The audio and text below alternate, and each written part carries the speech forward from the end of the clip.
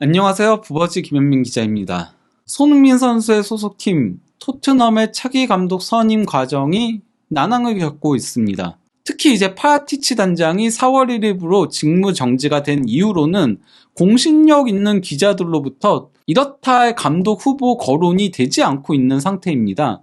이러다 보니 이제 레스터에서 경질된 로저스, 그리고 또 이제 그 첼시에서 경질된 포터, 이런 감독들까지도 새로운 토트넘 감독 후보군으로 거론되고 있는 실정인데요. 이러한 가운데 물론 아직까지 유력 매체에서 나온 건 아니지만요. 맨체스터 시티의 전설적인 센터백이었던, 상당히 유명했던 뱅상 콤파니가 토트넘의 새로운 감독 후보로 거론되고 있어서 눈길을 끌고 있습니다. 특히 이제 콤파니 같은 경우는 번리를 챔피언십 역대 최단 시간 프리미어리그 승격으로 견인해가지고 현재 영국에서 상당히 핫한 감독인데요.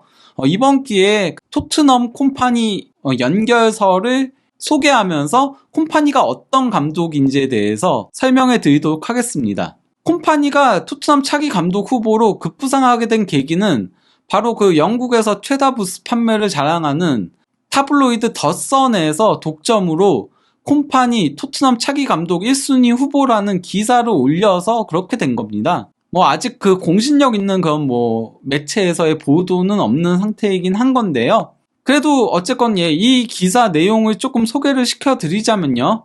콤파니는 이제 토트넘에서 콘테를 대체할 넘버원 타겟이다. 레비 회장은 감독 데뷔 시즌에 번리를 프리미어리그로 복귀시킨 콤파니에게 큰 감명을 받았다. 더 선은 지난달 콤파니가 레비의 감독 후보 명단에 깜짝 이름을 올렸다고 보도한 바 있다. 이때는 후보군들 중에 한 명이라고 보도한 적이 있다라는 내용인 겁니다. 그러면서 이제 레비는 번리가 기록적인 시간에 프리미어리그 승격에 성공한 놀라운 시즌을 보냈다는 화려한 보고서를 받았다.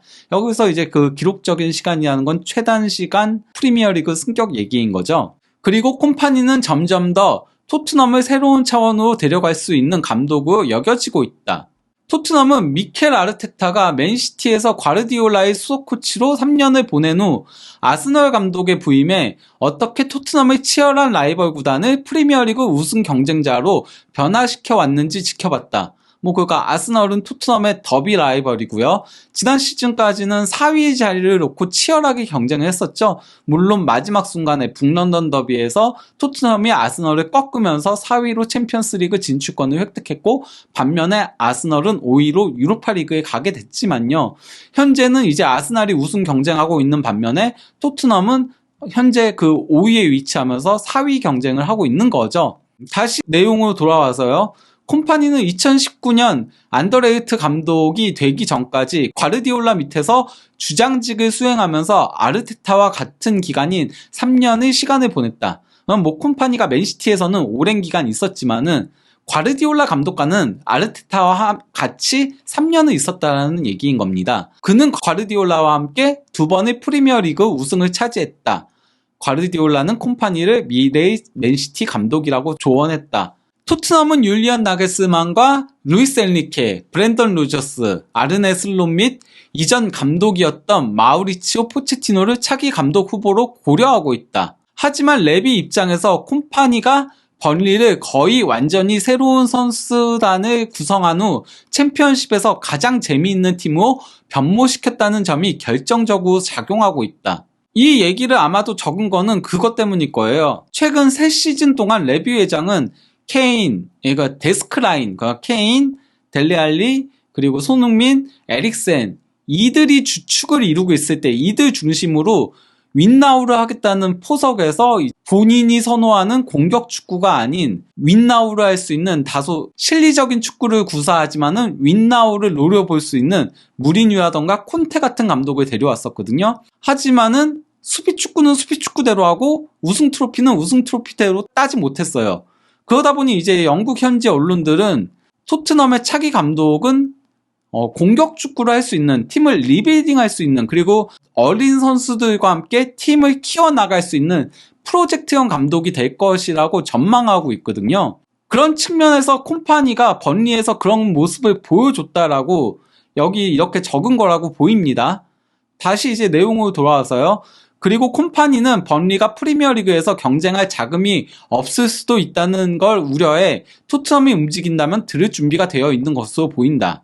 뭐 이거는 이제 덧선의 추측인 거고요. 레비는 해리케인의 미래가 다시 불투명해지고 있기에 토트넘이 프리미어리그 상위 4위 안에 들기 위한 싸움에 직면한 상태에서 새 감독을 빨리 데려오고 싶어 한다. 근데 이제 그 콤파니가 단순히 뭐 덧선에서만 이렇게 얘기한 건 아니에요. 나름 토트넘에선 가장 그 공신력이 있는 기자로 불리는 풋볼 런던의 알레스 이어골드 기자 역시도 콤파니가 이제 그 토트넘 차기 감독 후보 중 젊은 감독군에 해당한다라고 얘기한 적이 있거든요. 이거는 바로 오늘자의 풋볼 런던에 올라온 Q&A 시간에 이제 그 알레스 디어골드 기자의 답변인 건데요. 질문 자체가 어떤 거냐면요. 현재 감독 후보군 업데이트된 게 없냐? 후벤 아모린 감독은 고려되고 있냐? 이렇게 질문이 온 건데요. 여기에 대해 이제 골드 기자가 뭐라고 답을 했냐면요. 나겔스만은 첼시가 움직이거나 그가 확실한 거절을 하지 않는 한 토트넘 감독 후보 최상위에 위치할 것이다. 포체티노는 토트넘 보드진에게 있어 최고의 선택은 아닐 수도 있지만 팬들이 그를 더 많이 요구할수록 이를 무시하기 더 어려워질 것이다. 아모림은 콤파니와 함께 차기 감독으로 고려되고 있는 젊은 감독군에 해당한다라고 답변을 한 건데요. 여기서 이제 콤파니에 대해서 토트넘의 코칭 방법론 책임자 사이먼 데이비스가 잘 알고 있다라고 추가적인 설명을 적어놨는데요. 안 그래도 골드 기자는 지난 그 4월 4일 기자에서 사이먼 데이비스가 콤파니를 극찬했을 것이라고 기사를 올린 게 있었는데요. 내용이 어떤 거냐면요. 풋볼 런던은 토트넘이 상대적으로 미숙한 경험에도 불구하고 젊은 감독 옵션으로 콤파니의 가능성을 분석하고 있는 것으로 알고 있다.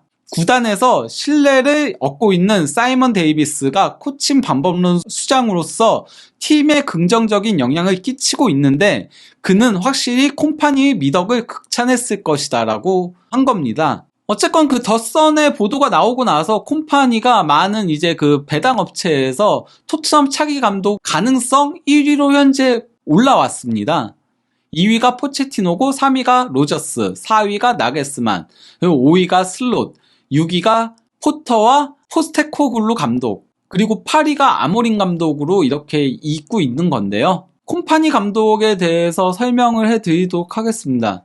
번리는 현재 7경기를 남겨놓고 조기 승격을 확정지었습니다. 여긴 40경기인데 39경기였을 때 승격을 확정을 지었던 거였거든요.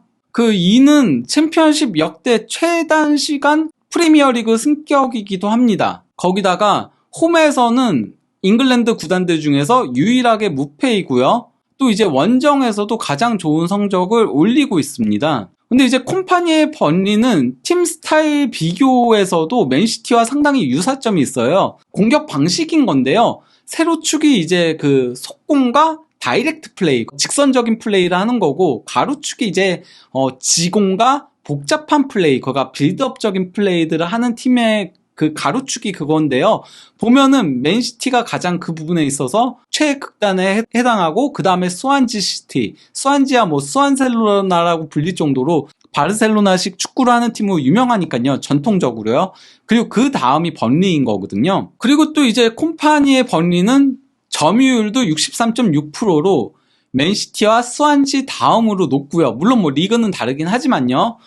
경기당 숏패스 횟수도 맨시티와 스완지에 이어서 세 번째로 많습니다. 스타일적으로 상당히 맨시티와 유사점이 있다라고 할 수 있겠죠. 그리고 또 이제 콤파니의 번리는 당연히 후방 빌드업을 중시 여깁니다. 그러면서 후방에서 이렇게 패스들을 계속 주고받으면서 그러면서 만들어가는 플레이를 하는 거죠. 그리고 원래는 4-2-3-1을 즐겨 사용하긴 하는데 잭콕이 조금 더 밑으로 내려오면서 조금 역삼각형의 삼각구도로 그 빌드업 구조를 가져가요. 이것도 뭐 패배팀과 유사점이 있다라고 할 수 있겠죠. 이건 그리고 이제 그 구역별 패스인 건데요. 챔피언십 팀들의 평균과 그 번리의 기록 차이가 나는 거예요. 그래서 이제 플러스 22.8이면은 번리가 챔피언십 평균보다 22.8개를 더 패스를 이 지역에서 기록을 한다는 의미인 건데요. 골 에어리어 지역을 제외하면은 모든 지역에서 번리가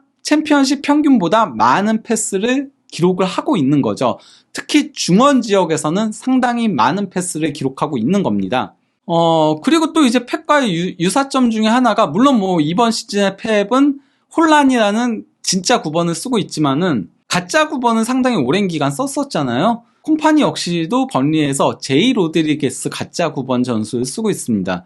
대신 이제 득점은 측면에서 많이 넣고 있는 거죠. 과르디올라 감독의 그 맨시티는 지난 시즌까지는 스털링과 마레즈가 많은 골을 넣었던 것처럼 번리는 텔라가 현재 그 17골 5도움을 기록하면서 팀 득점의 상당수를 책임지고 있습니다. 그리고 이제 그 콤파니가 높게 평가받는 부분 중에 하나가 뭐냐면요. 원래 그 션다이치 전임 감독, 현재 에버튼 감독이죠. 롱볼 축구를 하는 걸로 유명했잖아요. 그리고 약간 투박한 축구를 했었는데, 콤파니는 부임하자마자 16명을 영입하고 13명을 방출하면서 팀을 갈아엎다시피 했고, 거기서 이제 그 완전히 션다이 전임 감독과는 전술 색채가 완전히 다른 펩 과르디올라식 축구를 구사했다는 데 있어요. 이런 변화의 일환 때문인지 1월 8일 마르카지의 보도에 따르면은 뉴캐슬과 빌라, 번리, 페예노르트가 이강인 영입에 관심이 있다는 보도가 있었습니다.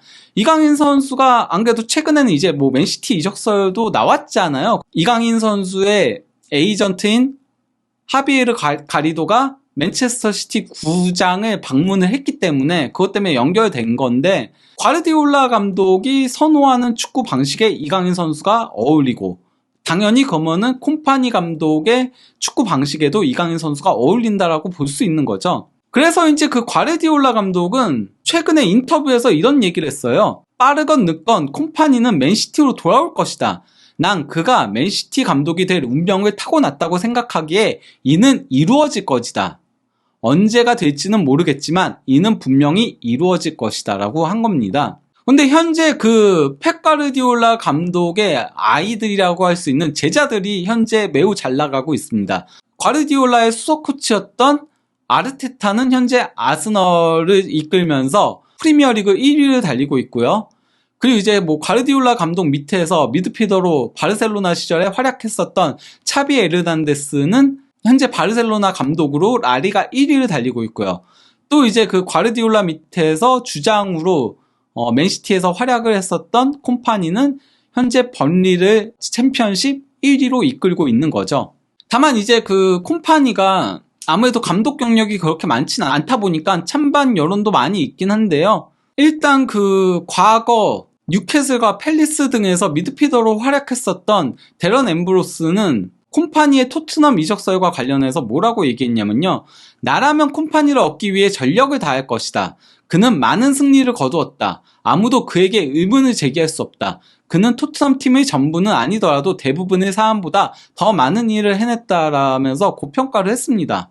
그러면서 토트넘이 무조건 콤파니를 잡아야 한다라고 주장을 한 거죠. 반면 이제 그 과거에 빌라에서 공격수로 활약했었던 아그본라우 같은 경우는 토트넘이 현재 그대로인데 왜 그 팀에 가야 하나? 번리와 함께하라. 셰필드 유나이티드가 그랬던 것처럼, 리즈가 그랬던 것처럼 그는 번리에서 같은 일을 할 수 있다라고 한 겁니다. 그러니까 그 셰필드 유나이티드가 승격 첫 시즌에 좀 돌풍을 일으켰던 것처럼, 그리고 리즈 유나이티드가 승격 첫 시즌에 비에사 감독과 함께 돌풍을 일으켰던 것처럼 그렇게 할 수 있다는 얘기인 거예요.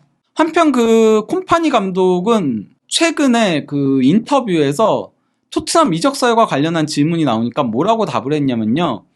나는 내 미래에 대해서 얘기하고 싶어 하지 않는다.